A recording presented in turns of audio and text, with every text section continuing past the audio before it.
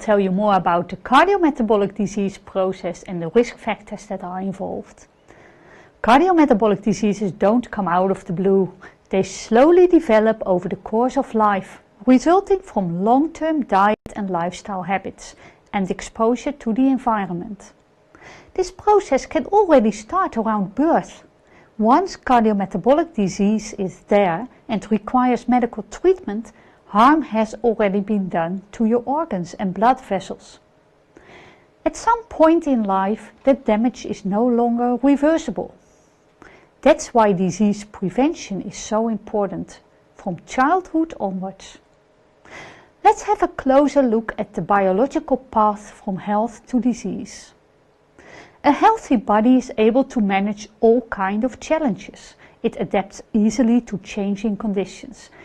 It can fully recover after harmful exposures like eating a salty meal or running a marathon.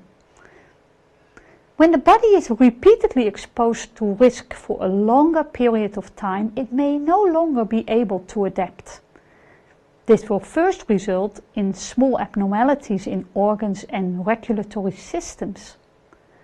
These early changes do not yet affect the functioning of the body, but they may be detected when you measure substances in the blood, such as proteins and metabolites. At some point in the path to cardiometabolic disease, pathophysiological processes become visible, such as insulin resistance, low-grade inflammation, and changes in the arterial wall. Biological risk factors like blood pressure and cholesterol slowly go up. Traces of protein can be found in urine when there is loss of kidney function. We are still in the preclinical phase that goes without disease symptoms. People are unaware that they are building up their risk for cardiometabolic disease.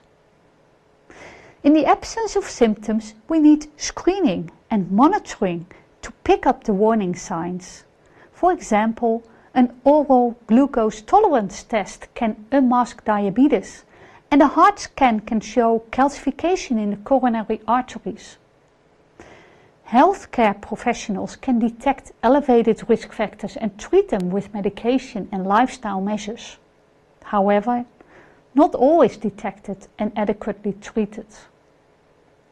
When risk factors are not under control, they continue to cause harm, which can evoke an event like a myocardial infarction or stroke. We now enter the clinical phase with hospitalizations and specialist care. Clinical events can be fatal, but luckily many people survive nowadays because of good medical treatment.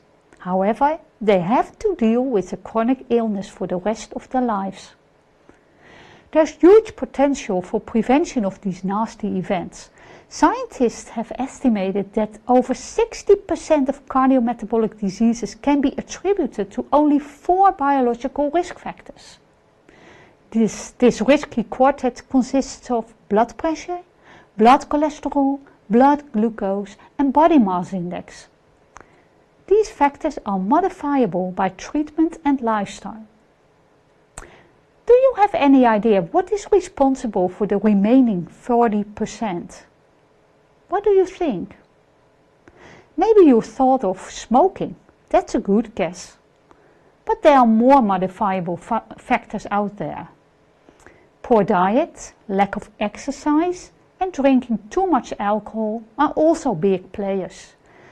They largely operate via the 4 biological risk factors, but they can also have a direct effect on organs and tissues.